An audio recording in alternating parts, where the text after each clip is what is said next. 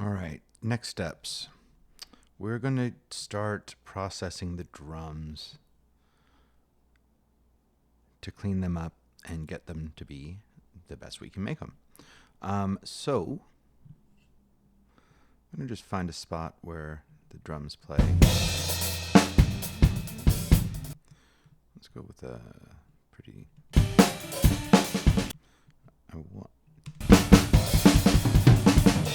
It doesn't really matter. Now, it does matter that some of these things that I'm going to do may not be the most appropriate for the genre of music.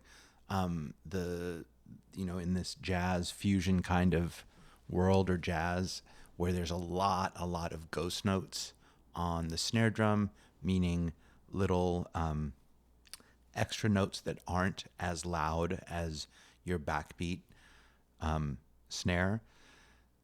Some of these things, if you want to hear those dynamics, you may not do what I'm going to show you right now, but this does have quite a backbeat to it at times. So there's all kinds of decisions that we could make, and if we have time, we may do.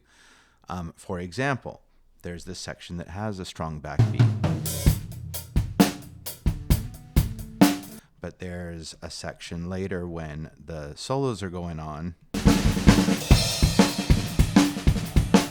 You hear all those little rolls and all those diddles or ghost notes. What I'm about to do we may need to change that up for that section. We can do that through automation. We can do that through editing and what have you. Okay, so first things first. Apologies. I do want to mention the signal to noise ratio. So when we are talking about signal to noise ratio, and this is review really, we are talking about the signal, in this case, our snare drum. That is what we wanted on that microphone. Everything else we didn't want. Okay, so you can see our snare, we have hi-hats, we have kicks, we have toms, all on this one track, all this one microphone. Now, our signal is this big transient snare drum. It's a pretty good signal to noise. So the ratio meaning how loud what you want is compared to what you don't want.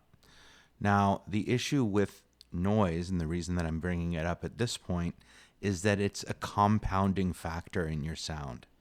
When you have noise in between your kicks. Okay, I hear toms, I hear a little bit of everything. The sub kick's going to have less,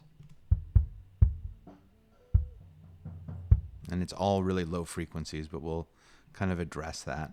The snare drum definitely has. Okay, you've already heard that. The overheads and room mics, absolutely, kind of their own case. We're not too worried about it because they are picking up the entire drum kit. Okay, even on the tom mics. So you have these files, you can listen to that. Again, they're a compounding factor.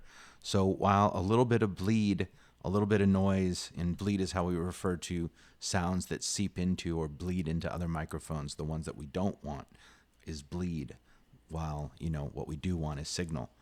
A little bit of noise on the kick mic may not be a big deal, but when you have a little bit of noise on the kick, a little bit of noise on the sub, a lot of noise on the snare, a lot of noise, that noise adds up and it can muddy up your overall sound.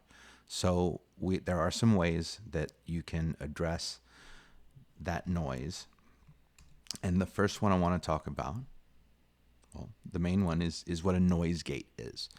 A noise gate is a plugin. It's a dynamics plugin, so it always going to use, or going to hear that word, threshold.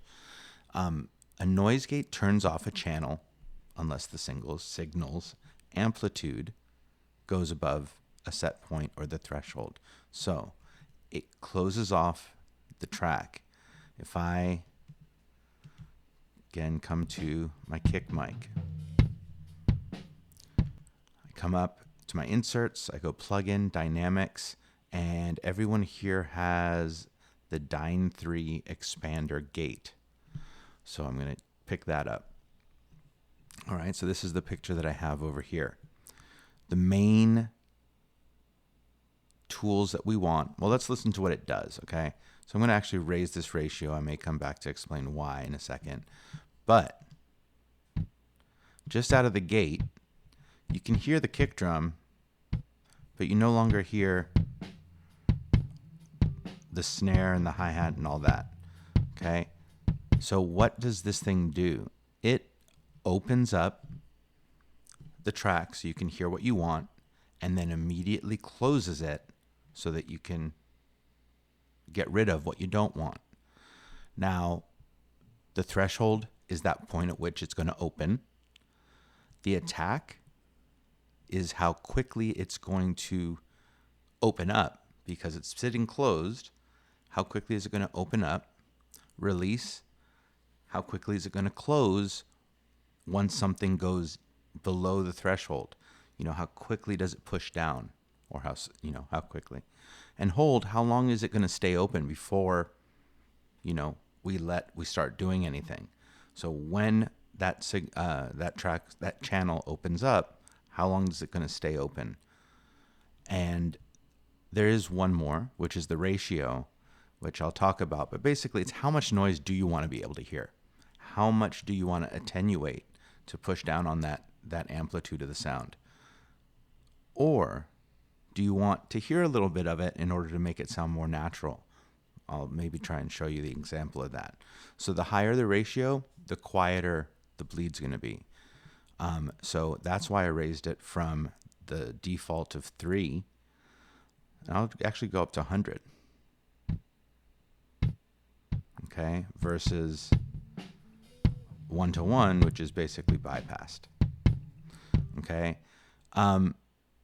so what do we use these parameters for? If we look at a kick hit or a drum hit, really, they all kind of follow this pattern.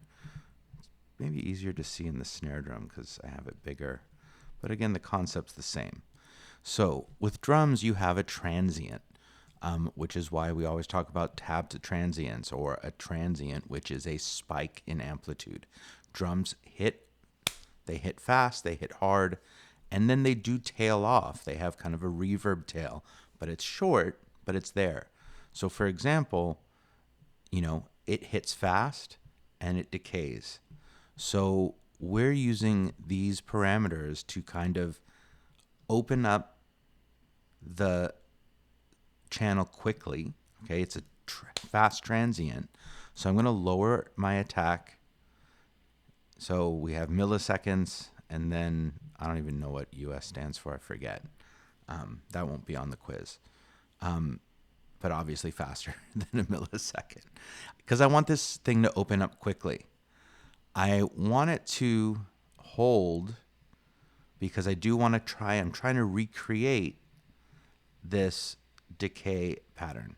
All right, we want it to open up, hold open, and then release appropriately.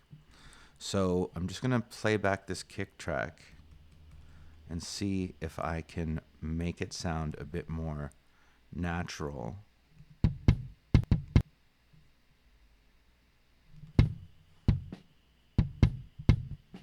I'm going to raise my ratio.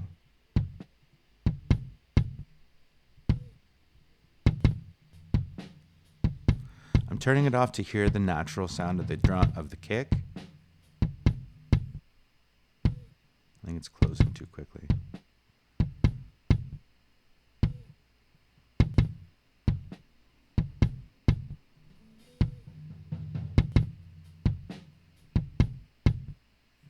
All right, so at 7-to-1, let me again show you how using it more like an expander, you're going to hear, at 4-to-1, you're still going to hear more snare drum. If I go up to 100,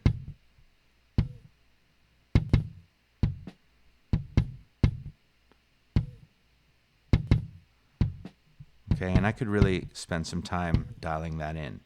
But that's, again, getting rid of quite a bit of bleed. Let's see, so I did do this ahead of time. and I want to see if I got to very different places. I spent much more time with this second one here. So let's listen to the difference. Yeah.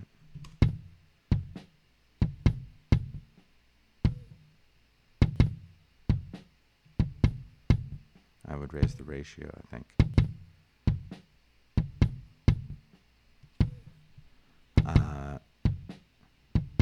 Lower the hold. 217. Interesting. Yeah. Okay. Anyways, we're trying to make it sound natural. We're trying to cut down on the bleed. I'll show you the snare drum settings that I got. So let's listen to the snare drum without any, so it's bypassed.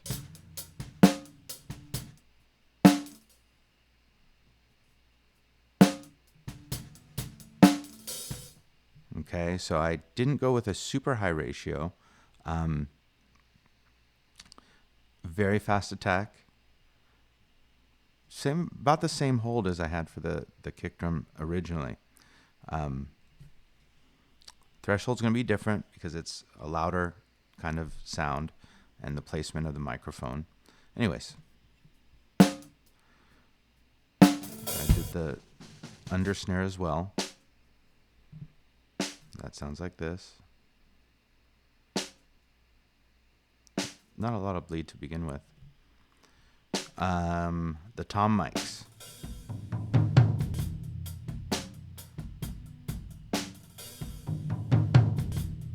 Let's get to that section where it's hitting those. Okay.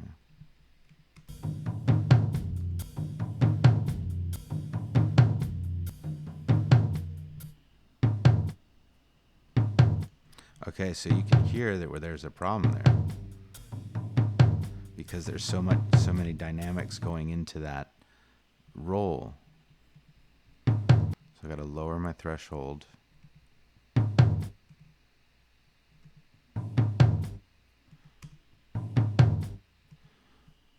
Okay, and then now remember, all these toms, all these drums are going into the overheads and the room mic. So some of these decisions, some of these sounds are going to get picked up there. But it allows us to kind of have a focal point.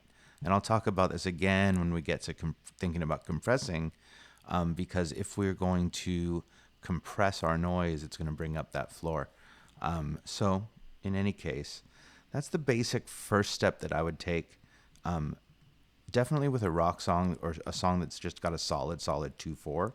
My problem and my concern, and you saw it a little bit with that tom roll, is that we might be cutting off some of the dynamics in the snare drum and the kick, but especially in the snare drum. Oh, my dog's making a return visit.